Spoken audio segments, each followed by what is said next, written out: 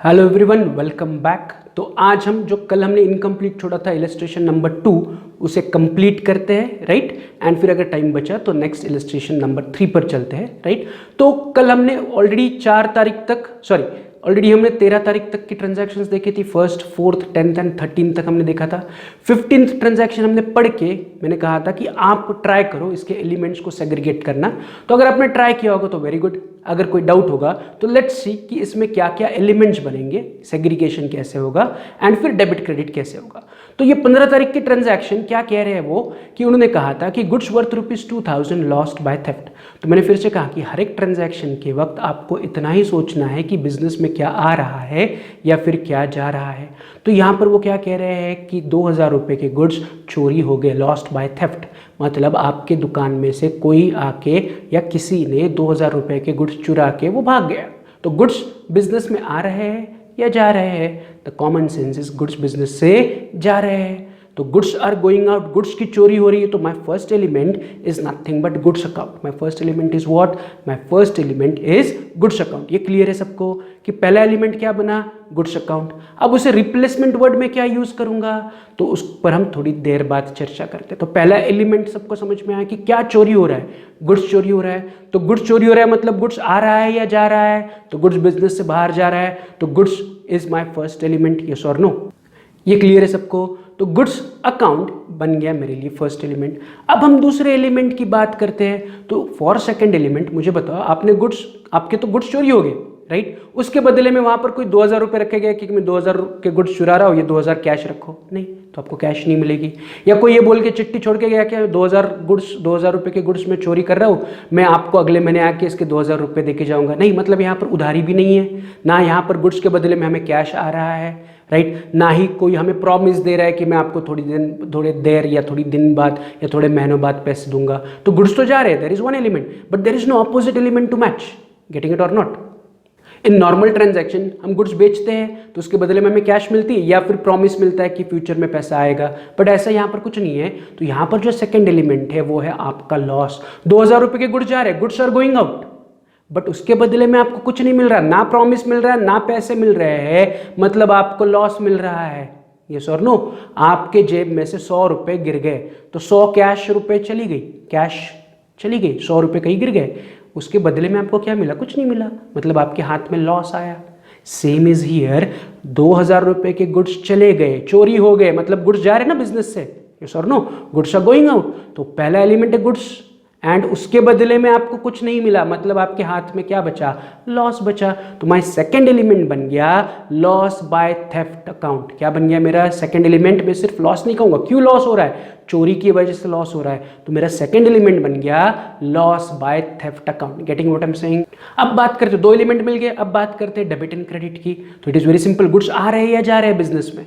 चोरी हो रहे हैं मतलब गुड्स आर गोइंग आउट, तो गोइंग आउट मतलब क्रेडिट वर्ड गोज आउट। तो मेरा गुड्स अकाउंट बनेगा क्रेडिट, गुड्स अकाउंट क्या बनेगा?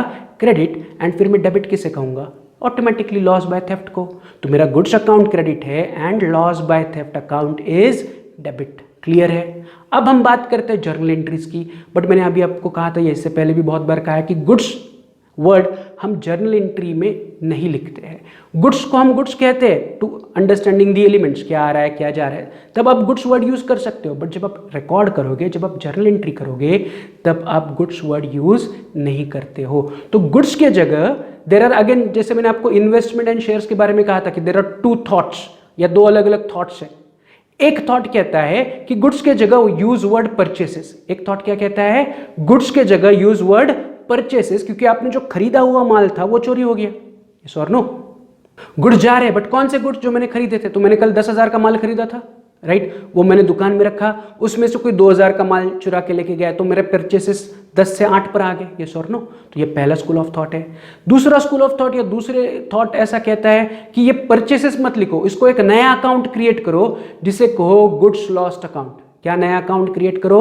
Goods lost account. और अगर गुड्स चोरी हो रहे हैं तो वो नए अकाउंट में, गुड्स लॉस्ट अकाउंट में अलग से एंट्री करो। मतलब जैसे हम परचेस की एंट्री अलग कर रहे हैं, सेल्स की एंट्री अलग कर रहे हैं, परचेस रिटर्न अलग, सेल्स रिटर्न अलग, वैसे ही और एक नया अकाउंट कहो और उसे गुड्स लॉस्ट अकाउंट कहो। क्या कहो उसे? Goods lost account. So there are 2 school of thoughts या देयर आर 2 थॉट्स। एक कहता है कि write it as purchase account, goods के जगह रिप्लेस क्या करो, विथ परचेस अकाउंट। या फिर दूसरा थॉट कहता है कि you can use goods lost account also, मतलब instead of writing only goods you can write purchase account also or you can write goods lost account also. Getting it? जब हम actual entry करेंगे दोनों में से कोई एक यूज करना है, राइट? तो अगेन ये डिपेंड करता है कि आपके कॉलेज के प्रोफेसर आपको क्या कह रहे हैं कि are they allowing you to write only purchase account और they are writing it as a goods lost account. It depends कि आपके प्रोफेसर कौन से स्कूल ऑफ थॉट से है, राइट? तो ये दोनों भी है, दोनों भी सही है, टेक्निकली दोनों भी करेक्ट है। एक कहता है कि जो खरीदी किया माल था वो चोरी हो गया तो राइट परचेस अकाउंट। दूसरा स्कूल ऑफ थॉट कहता है कि नहीं, परचेस किया हुआ माल चोरी हो गया, ठीक है, बट परचेसेस के लिए हम अलग एंट्री कर रहे तो देयर विल बी कंफ्यूजन। तो वो कह रहे हैं कि इसको अलग अकाउंट तैयार करो और उसे कहो goods lost account and goods lost account, मतलब गुड्स अकाउंट को रिप्लेस करो with a new account name called as goods lost account. Is it clear? तो यहां पर मेरे गुड्स अकाउंट के बदले में दो रिप्लेसमेंट वर्ड है, either I can use purchases account और I can use goods lost account. तो जब मैं जर्नल एंट्री दूंगा तो मुझे एक्चुअल में जर्नल एंट्री देते हो कि इन दोनों में से कोई एक ही वर्ड यूज करना है, I can not right both, right?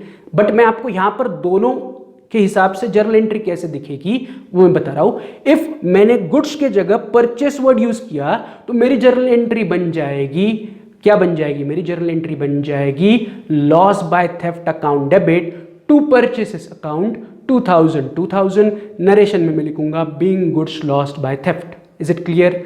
या मेरी इसी का मेरा दूसरा वर्जन ऑफ एंट्री है, ट्रांजैक्शन वही है बट उसे लिखने के या उसकी जर्नल एंट्री रिकॉर्ड करने के दो अलग अलग तरीके हैं। पहला तरीका क्या है कि गुड्स के जगह I am using the word purchases, तो मेरी एंट्री बन रही है loss by theft account debit to purchases account and amount में मैं लिख रहा हूं 2000 की लॉस है तो 2000 एंड नरेशन में भी लिख रहा हूं being goods lost by theft. Is it clear? But second version अगर मैं इस एंट्री का बनाऊंगा तो सेकंड और मैं लिख रहा हूं, और मतलब ये या फिर ये, तो second entry I can write it as loss by theft account debit. Debit में कोई नहीं है, डेबिट वही है, loss by theft account debit. तो फर्स्ट एंट्री में भी loss by theft account debit है, दूसरे में भी loss by theft account debit है। सिर्फ मैं गुड्स अकाउंट के जगह मेरे पास दो ऑप्शन है, आई can right purchase account also and I can write goods lost account also. तो फर्स्ट एंट्री में मैंने लिखा परचेस अकाउंट, अब दूसरे एंट्री में मैं लिख रहा हूं कि loss by theft account debit to goods lost account 2000 नीचे नरेशन फिर से वही being goods lost by theft. Getting what I am saying? तो जब आप एग्जाम में एंट्री करोगे तो आपको ये दो एंट्री नहीं करनी, आपको दोनों में से कोई एक एंट्री रिकॉर्ड करनी है। इट इज एक ट्रांजैक्शन तो एक ही एंट्री बनेगी, बट इस एंट्री को रिकॉर्ड करने के ये दो तरीके हैं। This are the two school of thoughts. एक कहता है गुड्स को परचेस अकाउंट लिखो, दूसरा स्कूल ऑफ थॉट कहता है नहीं, एक नया अकाउंट क्रिएट करो गुड्स लॉस्ट अकाउंट और उसे क्रेडिट करो। Getting what I am saying? तो हमारी एंट्री मतलब ट्रांजैक्शन नंबर या ट्रांजैक्शन जो 15 तारीख की थी उसकी ये दो प्रकार से आप एंट्री कर सकते हो। जैसे मैंने आपको लास्ट टाइम कहा था कि इन्वेस्टमेंट एंड शेयर्स की भी दो एंट्रीज के वर्जन है, एक ही ट्रांजैक्शन के दो एंट्री के अलग अलग वर्जन है। वैसे ही यहाँ पर ट्रांजैक्शन एक है बट उसके एंट्री करने के दो अलग अलग तरीके हो सकते हैं। एक एंट्री में मैं कह रहा हूं loss by theft account debit to purchases account and उसी ट्रांजैक्शन की मैं दूसरी एंट्री दूसरे प्रकार से लिख सकता हूं loss by theft account debit to goods lost account, right? Amount and narration is same, सिर्फ मैं एलिमेंट कौन सा चेंज कर रहा हूं? क्रेडिट वाला। तो जो मेरे दो एलिमेंट थे, एक था गुड्स अकाउंट, दूसरा था loss by theft account. Loss by theft account को मैं लॉस बाय थेफ्ट अकाउंट ही कह रहा हूं, बट जब मैं गुड्स अकाउंट लिखने की बारी आई एंट्री में तो मैं गुड्स की जगह I can write purchases account also और even I can write goods lost account also. तो दोनों से मैंने आपको एंट्री करके बताई। Is it clear? आगे बढ़े तो नेक्स्ट डेट 15 तारीख के बाद है 18 तारीख। तो 18 तारीख की ट्रांजैक्शन है paid for rent ₹4000। Very simple, हमने बहुत बार किया हुआ तो मैं ज़्यादा डिस्कशन नहीं करूंगा। पेड फॉर रेंट, क्या पे किया? जेब से 4000 रुपये निकाले कैश एंड ओनर को, जो आपके दुकान का या आपके ऑफिस का ओनर है, उसके हाथ में रखे और उसको कहा ये इस महीने का रेंट है। तो you are paying nothing but cash. तो कैश जा रही है तो my first element is cash account and क्यों जा रहा है? What is the reason? Rent. तो rent account is my second element. Yes और नो? नॉर्मल सिंपल ट्रांजैक्शन है, cash account and rent account. अब डेबिट क्रेडिट की बात करते हैं तो it is very simple, cash जा रही है तो कैश इज क्रेडिट, यस और no? And rent is debit. Cash credit है इसलिए रेंट डेबिट है। वही फिर से लॉजिक, मैं रेंट पे कर रहा हूँ मतलब मैं कैश पे कर रहा हूँ तो cash is going out, cash is credit. And क्यों पे कर रहा हूँ? रेंट। अगर कैश क्रेडिट है तो रेंट डेबिट है। तो सिंपल मेरी जर्नल एंट्री क्या बनेगी? मेरी जर्नल एंट्री बनेगी rent account debit to cash 4000 narration में बीइंग रेंट पेड, राइट? और डेट कॉलम में मैंने लिखा 18। Is it clear? तो ये भी सिंपल था। अब आते हैं 20 तारीख के ट्रांजैक्शन। तो 20 तारीख के ट्रांजैक्शन में वो क्या कह रहे हैं, received cash ₹17,500 from Priyanka in full settlement of her account. क्या कह रहे हैं वो, आपको प्रियंका से 17,500 कैश मिली in full settlement of her account. Underline that word, आप सबके सामने नोट्स है, आपकी टेक्स्ट बुक्स है, तो इन full settlement of her account को अंडरलाइन करो। उसका मतलब क्या बनता है, इसका मतलब बनता है कि हमें प्रियंका से जितने पैसे आने थे उसके बदले में उसने हमें 17,500 रुपये दे दिए एंड उसने कहा कि तुम्हारा और मेरा हिसाब क्लियर हो गया, फुल सेटलमेंट हो गया, तुम्हारे और मेरे बीच में अब इसके आगे कोई भी लेन देन बाकी नहीं बचा, राइट। तो इसका मतलब है, उसके लिए हम छोटा सा एग्जांपल लेते हैं। मान लो आपका एक दोस्त है, आपने आपके दोस्त को 1,000 रुपये दिए थे। कितने दिए थे? 1,000 रुपये दिए थे। या आपको आपके दोस्त से 1,000 रुपये आने थे, one and the same case, right. आपने उसको 1,000 रुपये दिए थे या उससे आपको 1,000 रुपये आने हैं। अब वो आज आया और उसने जेब से निकाले, अरे तुम्हें पैसे देने थे, तो उसने जेब से 980 रुपीज़ निकाले और आपके हाथ में रखे, कहा तुम्हारा और मेरा हिसाब क्लियर, 980 980 रुपीज़ लो, तुम्हारा और मेरा हिसाब क्लियर। तो क्या हुआ, उससे आने कितने थे? 1,000 रुपये, राइट। मेरे दिमाग में क्या था, उससे आने कितने हैं? 1,000 रुपये, बट वो मेरे हाथ में रख कितना रहा है? 980, मतलब 20 रुपीज़ मुझे वो कम दे रहा है, बट वो मुझे क्या कह रहा है, तुम्हारा और मेरा हिसाब क्लियर। बट मेरे हिसाब से तो 20 रुपये और आने बाकी है, तो वो कह रहा है कि छोड़ दो 20 रुपये, बाद में कभी अगले ट्रांजैक्शन में कवर कर लेना, यस और नो। तो यहाँ पर हो क्या रहा है, मुझे आने थे 1,000 एंड मेरे दोस्त ने मुझे दिए केवल 980, तो he took 20 rupees as a discount. But ये डिस्काउंट बना हमारे लिए कैश डिस्काउंट। कौन सा डिस्काउंट? Cash discount. अब वाई कैश डिस्काउंट? तो cash discount is very simple. Cash discount is a discount which you allow और रिसीव वाइल रिसीविंग कैश और पेइंग कैश। तो कैश लेते वक्त या कैश देते वक्त अगर मैं सामने वाली पार्टी को कम पैसा दे रहा हूं या सामने वाली पार्टी मुझे कम पैसा दे रही है, तो वो बन गया कैश डिस्काउंट, राइट। जैसे हमने इससे पहले वाले लास्ट वाले एग्जांपल में, इसी क्वेश्चन लास्ट वाले लेक्चर में हमने ट्रेड डिस्काउंट सीखा था। ट्रेड डिस्काउंट तब होता है जब आप सामान खरीदते हो या फिर बेचते हो, राइट। तो आप बेचते वक्त बोल रहे हो 50 रुपये कम में या 50% डिस्काउंट में लेके जाओ, या आप खरीदते वक्त आपको सामने वाली पार्टी बोल रही है 20% डिस्काउंट, मतलब आप खरीद रहे हो तब डिस्काउंट मिल रहा है। Trade discount is a discount which is allowed और given when you are buying और selling of goods, but cash discount is allowed और रिसीव्ड और given when you are receiving a cash और when you are paying a cash. अब जैसे मैंने आपको last lecture में कहा था कि ट्रेड डिस्काउंट एक्चुअल में किसी का नुकसान या फायदा नहीं, it is just to attract the customer, but cash discount आपका एक्चुअल फायदा या फिर नुकसान बन सकता है। जैसे हमारे वाले एग्जांपल में मैंने जो आपको दिया था, आपके दोस्त से आपको 1,000 रुपये आने थे, उसने 980 रुपीज़ आपके हाथ में रखे, तो 20 रुपीज़ का आपको नुकसान हो रहा है ना। आपके दिमाग में या आपके अकाउंटिंग में आपने रिकॉर्ड किया था कि मुझे मेरे दोस्त से 1,000 रुपये आने से, उस दोस्त का नाम है राहुल, तो आपने लिखा था कि राहुल से मुझे 1,000 रुपये आने हैं। अब राहुल आपके हाथ में कितना रख के गया? 980, और कहा कि तुम्हारा और मेरा हिसाब क्लियर। होता है कि नहीं होता है ऐसा एक्चुअल लाइफ में? होता है, यस और नो। तो वो 20 रुपीज़ कहाँ है? वो 20 रुपीज़ हमें मिलेंगे क्या इन फ्यूचर? नहीं। तो वो 20 रुपीज़ हमारे लिए लॉस बन गया, उसी लॉस को हम कहेंगे कैश डिस्काउंट, कि राहुल से कैश लेते वक्त मैंने 20 रुपीज़ उसे डिस्काउंट दे दिया। Is it clear? तो राहुल ने 980 रुपीज़ दिए इन फुल सेटलमेंट ऑफ 1,000। 1,000 रुपये के सेटलमेंट में उसने मुझे 980 रुपीज़ दिए, तो 20 rupees is nothing but the cash discount. अब अगर हम हमारे ट्रांजैक्शन की बात करें तो प्रियंका से मुझे 17,500 मिले इन फुल सेटलमेंट। तो इन फुल सेटलमेंट मतलब मुझे प्रियंका से कुछ ना कुछ पैसे आने थे। तो कितने पैसे आने थे प्रियंका से? तो अगर आप 10 तारीख की ट्रांजैक्शन देखोगे, जिसका ऑलरेडी हम जर्नल एंट्री दे चुके हैं, तो 10 तारीख की जर्नल एंट्री में देखो हमने क्या लिखा है, Priyanka account debit to sales 18,000। हमने प्रियंका को 18,000 का माल बेचा है, यस और नो। तो मैंने अपने बुक्स ऑफ अकाउंटिंग में प्रियंका के नाम के आगे कितने लिखे? प्रियंका अकाउंट डेबिट कितना है? 18,000। तो I need to receive 18,000 from Priyanka, but Priyanka अभी मुझे ट्रांजैक्शन में कितना पैसा दे रही है?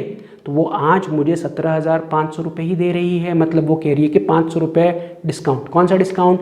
Cash discount. Why cash discount? क्योंकि प्रियंका आज मेरे हाथ में 17,500 रुपया रख रही है और कह रही है तुम्हारा और मेरा हिसाब क्लियर। तुम्हारा और मेरा मतलब यहाँ पर हम संकल्प जनरल स्टोर की बात कर रहे हैं। तो प्रियंका संकल्प जनरल स्टोर में आई। संकल्प जनरल स्टोर के काउंटर पे जो कोई भी आदमी था, शायद संकल्प खुद था, शायद ओनर खुद था, उसके हाथ में 17,500 रखे और उसने उसे कहा ये अपना जो हिसाब बाकी था, पेंडिंग था, ये क्लियर करो। राइट। क्लियर करो मतलब क्या, तो फिर संकल्प क्या करेगा, अपने अकाउंट्स के बुक्स खोलेगा, देखेगा प्रियंका अकाउंट डेबिट 18,000, अरे प्रियंका से 18,000 आने, फिर वो हाथ में काउंट करेगा प्रियंका के पैसे कितने 17,500, प्रियंका बोलेगी क्लियर करो, हिसाब क्लियर, राइट। हिसाब क्लियर मतलब क्या, मैंने तो अपने बुक्स ऑफ अकाउंट्स में लिखा है 18,000 आने हैं, बट प्रियंका मेरे हाथ में रख रही है 17,500, तो 500 is becoming my loss. But इस लॉस को मैं लॉस नहीं कहूँगा, इसे मैं कहूँगा कैश डिस्काउंट, क्योंकि कैश लेते वक्त मैं डिस्काउंट दे रहा हूँ। जनरली कैश डिस्काउंट हम देते हैं जब हमें कोई पैसा जल्दी देता है या हम ऑफर करते हैं। मैंने शायद प्रियंका को ऑफर रखा होगा कि मैंने उसको 10 तारीख को गुड्स बेचे, प्रियंका ने कहा कि मैं 2 महीने बाद दूंगी, तो मैंने उसको ऑफर रखा, मुझे अभी इस हफ्ते में दे दो, मैं 500 रुपये और डिस्काउंट दे दूंगा, यस और नो। तो I am attracting, I am giving this discount ताकि मुझे कैश जल्दी मिले, यस और नो, गेटिंग इट और नॉट। या प्रियंका मेरे पास आई और कही कि मैंने कहा था मैं 2 महीने बाद दूंगी, बट मैं आज ही दे रहा हूँ और थोड़ा डिस्काउंट दो, ऐसा हो सकता है, यस और नो, कि मुझे कैश मिल रहा है इसलिए, या मुझे कैश टाइम से पहले मिल रहा है इसलिए मैं खुद होके सामने वाले पार्टी को डिस्काउंट ऑफर कर रहा हूँ, या सामने वाली मुझे पैसा जल्दी दे रही है इसलिए वो बोल रही है कि और डिस्काउंट दो, yes or no.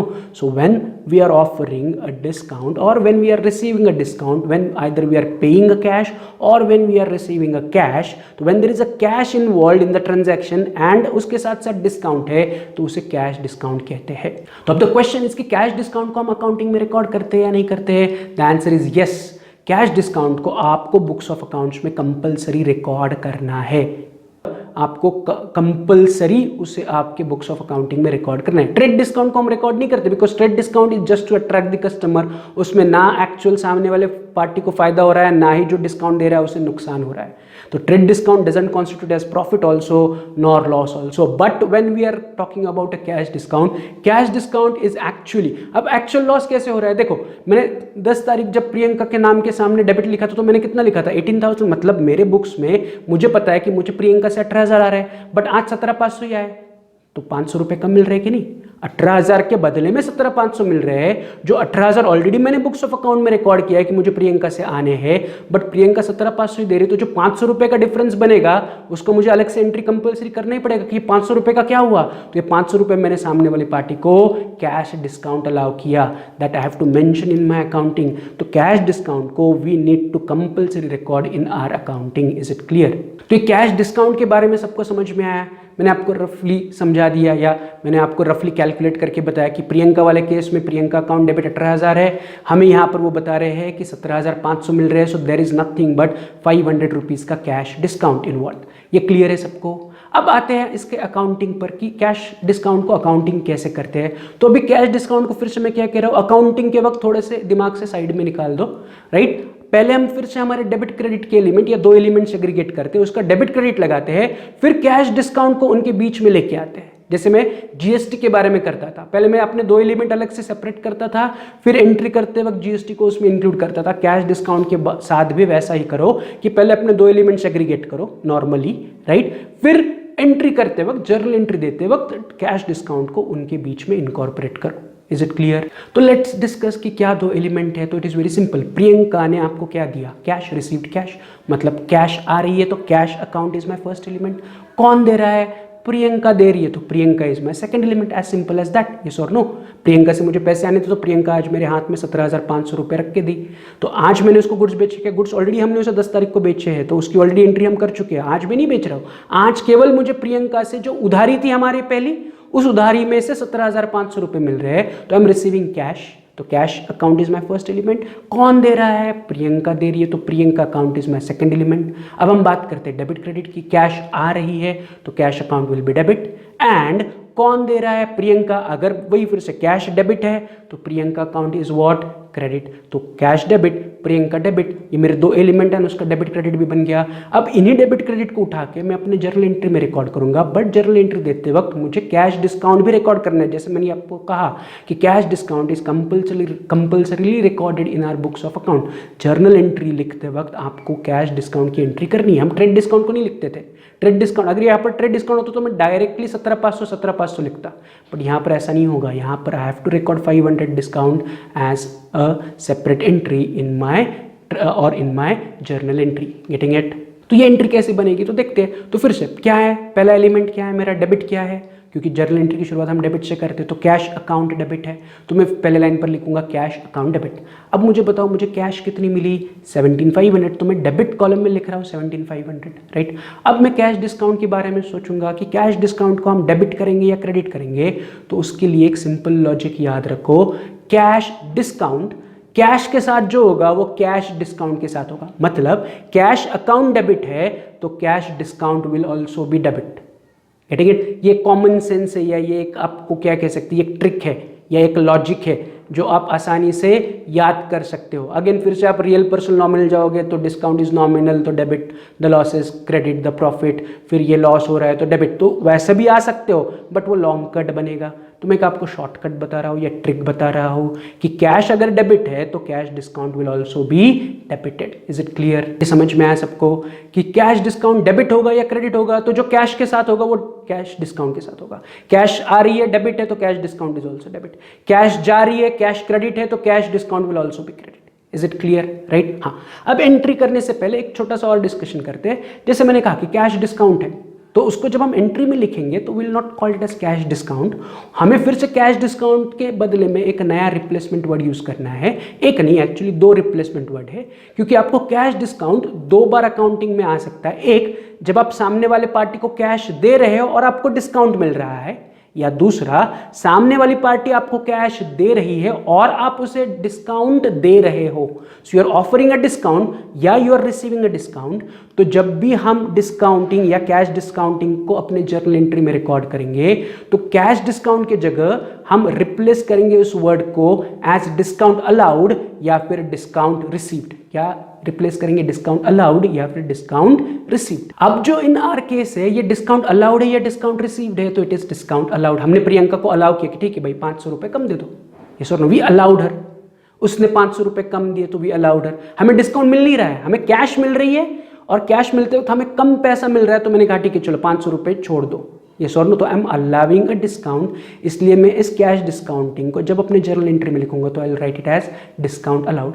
एंड उल्टा, जब मैं किसी को पैसा देने जाऊंगा एंड अगर सामने वाली पार्टी मुझे डिस्काउंट देती है, डिस्काउंट ऑफर करती है, यानी कि मुझे पैसे कम देने पड़ रहे हैं, तो I am receiving a discount. मैं पैसा देते वक्त मुझे डिस्काउंट मिलेगा एंड मुझे पैसा मिलते वक्त मुझे डिस्काउंट देना पड़ेगा, अलाउ करना पड़ेगा, यस और नो। तो in the case of Priyanka की ट्रांजैक्शन, प्रियंका हमें पैसा दे रही है, हम उसे डिस्काउंट अलाउ कर रहे हैं, यस और नो। तो कैश डिस्काउंट को हमें दो वर्ड्स से रिप्लेस करना पड़ेगा, एज डिस्काउंट अलाउड या फिर डिस्काउंट रिसीव्ड। तो इन आर केस हमें पैसा मिल रहा है, मतलब हम डिस्काउंट अलाउ कर रहे हैं। तो मैं डिस्काउंट की एंट्री या डिस्काउंट का ट्रांजैक्शन जब मैं जर्नल एंट्री में रिकॉर्ड करूंगा, तो मैंने तो पहले लिख लिया cash account debit 17,500, next line पर मैं लिखूंगा डिस्काउंट अलाउड 500 या discount allowed account debit 500। Debit cash debit तो डिस्काउंट भी डेबिट, कैश क्रेडिट डिस्काउंट भी credit, as simple as that. But ये कौन सा डिस्काउंट है? ये है कैश डिस्काउंट, ये ट्रेड डिस्काउंट नहीं है। ट्रेड डिस्काउंट हम रिकॉर्ड ही नहीं करते, इग्नोर करो, तो डेबिट क्रेडिट का सवाल ही नहीं आता है। डिस्काउंट काट के डायरेक्टली अमाउंट लिखो। But in case of cash discount we can not ignore cash discount, because you have to mention कि सामने वाले पार्टीज को हमने कितना डिस्काउंट दिया। मान लो अगर मैंने यहाँ पर सिर्फ 17,500 लिखे प्रियंका के नाम के सामने, तो वो दिखता रहेगा कि मुझे प्रियंका से 500 रुपये आने हैं। 500 का क्या हुआ, that I have to mention in my transaction, कि आने थे 18,000, उसने दिए केवल 17,500, तो 500 रुपये का देयर इज अ डिफरेंस। तो वो डिफरेंस क्या है? तो वो डिफरेंस इज नथिंग बट मैंने प्रियंका को डिस्काउंट अलाउ किया। Getting what I am saying, right? तो देखो मैंने पहले डेबिट क्रेडिट के एलिमेंट्स एग्रीगेट किए, फिर मैंने डिस्काउंट कैलकुलेट किया, या डिस्काउंट इट इज़ वेरी, यहाँ पर कोई परसेंटेज कैलकुलेशन, ये 18 थे, 18 में से उसने 17,500 दे दिए, तो 500 is the cash discount, right? अब बस मैं जब अकाउंटिंग में डिस्काउंट को रिकॉर्ड करूंगा तो I have to use the word either discount allowed या फिर डिस्काउंट रिसीव्ड। यहाँ पर मैं वर्ड यूज कर रहा हूँ डिस्काउंट अलाउड, क्योंकि मैं डिस्काउंट दे रहा हूँ, सामने वाली पार्टी मुझे पैसा दे रही है एंड मैं उसके बदले में उनको डिस्काउंट ऑफर कर रहा हूँ, अलाउ कर रहा हूँ। Getting it? तो मेरा पहला डेबिट हुआ कैश अकाउंट डेबिट 17,500, क्योंकि 17,500 कैश मेरे जेब में आई, तो डेबिट इज 17,500। 500 रुपये मैंने डिस्काउंट अलाउ किया, तो डिस्काउंट अलाउड अकाउंट डेबिट 500। अब दोनों मिलके will be my credit to Priyanka account 18,000। Priyanka is credit, तो टू प्रियंका अकाउंट 18,000। अब प्रियंका अकाउंट 18,000 क्यों? तो debit is equal to credit, ये भी एक लॉजिक है। एंड दूसरा, प्रियंका ने कितने रुपए का अकाउंट सेटल किया? तो प्रियंका ने अपने 18,000 रुपए का अकाउंट सेटल किया 17,500 देके, तो जेब में कैश में आई 17,500, बट प्रियंका का अकाउंट सेटल हुआ 18,000 का। Getting it? That's why credit में 18,000 मुझे लिखने पड़ेंगे। तो अगर आप 10 तारीख की ट्रांजैक्शन अपने नोटबुक में अपने जो लिखी है उसमें देखोगे तो प्रियंका अकाउंट डेबिट 18,000 था एंड आज प्रियंका अकाउंट क्रेडिट 18,000 है, तो उसके डेबिट 18,000 एंड उसके क्रेडिट 18,000। तो अगर प्लस माइनस का हिसाब करोगे तो उसका और मेरा हिसाब क्लियर हो गया, है कि नहीं? पहले उसके डेबिट में 18,000 थे, अब उसके क्रेडिट में 18,000 है। तो अगर तराजू की तरह सब तोलोगे तो एक साइड में 18,000 है, अब दूसरी साइड में भी 18,000, तो उसका और मेरा हिसाब क्या हो गया? बैलेंस हो गया, कोई डिफरेंस नहीं बचा, इक्वल है। तो ना मुझे उससे कुछ पैसे आने हैं ना मुझे अब उसे कुछ पैसे देने हैं। तो उसी लॉजिक पे मैंने उसके क्रेडिट में 18,000 लिखे, या the simple common sense is debit is equal to credit. Debit में 17,500 कैश के सामने डेबिट है, डिस्काउंट के सामने 500 डेबिट है, दोनों मिला के 18,000 शुड बी द क्रेडिट की टोटल। तो to Priyanka account credit 18,000। Is it clear? तो अब फाइनली मैं इसका नरेशन क्या लिखूंगा? तो इसका नरेशन में मैं लिखूंगा being cash received in full settlement. क्या लिखूंगा मैं नरेशन में? Being cash received in full settlement. या अगर आप उसको और थोड़ा लंबा खींचना चाहते हो तो being cash received from Priyanka in full settlement of her account, you can write that much also. या being cash received in full settlement, या being cash received and cash discount offer, या being cash received and discount offer, कुछ भी लिख सकते हो but precise या अच्छे से लिखो। Is it clear? तो ये वाली ट्रांजैक्शन थी हमारी 20 तारीख। चलते हैं 25 तारीख and last transaction of this illustration. तो वो ट्रांजैक्शन में वो कह रहे हैं स्टेशनरी, तो वो कह रहे हैं paid for stationery purchased, paid for stationery purchased ₹8,000। आपने 8,000 रुपए की स्टेशनरी खरीदी एंड पे किया। पेड फॉर स्टेशनरी परचेस मतलब मैंने पैसा पे करके स्टेशनरी खरीदी। Very simple. तो वेरी सिंपली दो एलिमेंट हमारे सेग्रीगेट हो सकते हैं। आई पेड, पेड मतलब क्या पे किया? कैश। तो cash is my first element, yes और नो? एंड किसके लिए पे किया? यहाँ पर रीजन है स्टेशनरी पे की, स्टेशनरी के लिए पे किया, तो stationery is my second element, yes और नो? तो cash is my first element and stationery is my second element. अब डेबिट क्रेडिट की बात करें तो कैश जा रही है तो कैश इज क्रेडिट, यस और no? Credit word goes out. मैं कैश दे रहा हूँ एंड स्टेशनरी खरीद रहा हूँ तो कैश जा रही है, cash is credit, and stationery आ रही है तो स्टेशनरी डेबिट, यस और नो? ये हमारा लॉजिक है। या कैश क्रेडिट है तो स्टेशनरी ऑटोमेटिकली डेबिट है, यस और नो? तो एक एलिमेंट बन गया कैश अकाउंट, दूसरा एलिमेंट बन गया स्टेशनरी अकाउंट। अगर मैं उनके डेबिट क्रेडिट की बात करूं तो वो भी सिंपल था, कैश जा रही है इसलिए क्रेडिट एंड कैश क्रेडिट है इसलिए स्टेशनरी इज डेबिट, यस और नो?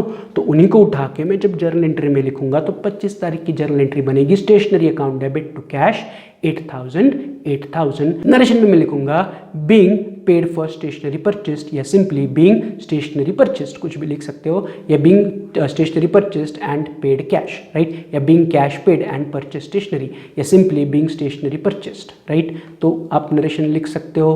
तो नरेशन के लिए ऐसा कोई स्पेसिफिक साइंस नहीं, मैंने लास्ट टाइम भी कहा था कि आप जो ट्रांजैक्शन से रिलेटेड है उसका नरेशन नीचे लिख सकते हो। तो वी आर कंप्लीटिंग, या we have completed all the transaction. 1 तारीख से लेके 25 तारीख तक इतनी थी, यही लास्ट ट्रांजैक्शन थी। तो अब मैं क्या करूँगा? सिंपली अपने जर्नल का टोटल करूँगा, राइट? तो डेबिट साइड का टोटल एंड क्रेडिट साइड का टोटल शुड कम एज 3,09,500। कितना आना चाहिए total? 3,09,500। You can take the total, right? Check करो, क्रॉस चेक करो। अगेन जब मैं टोटल कर रहा हूँ तो मैंने जो ऑप्शनल एंट्री बताई थी हमारी 15 तारीख की, 15 तारीख को हमने 2 अलग अलग एंट्रीज की, बट वो actually has to be 1 entry. मैंने एक ही ट्रांजैक्शन की आपको 2 अलग अलग एंट्रीज के वर्जन बताए, तो उसको टोटलिंग में लेते वक्त एक ही बार 2,000 पकड़ो। अगर 2,000 आप 2 बार पकड़ोगे तो टोटल गलत हो जाएगी। Is it clear? तो सबने अपने जर्नल की टोटल ले ली। अब क्या करते हैं? अब हम चलते हैं on the next illustration, illustration number 3। कल हम इलस्ट्रेशन नंबर 3 कंप्लीट सॉल्व करेंगे, राइट? तो मिलते हैं कल। See you tomorrow. Have a good day. Bye.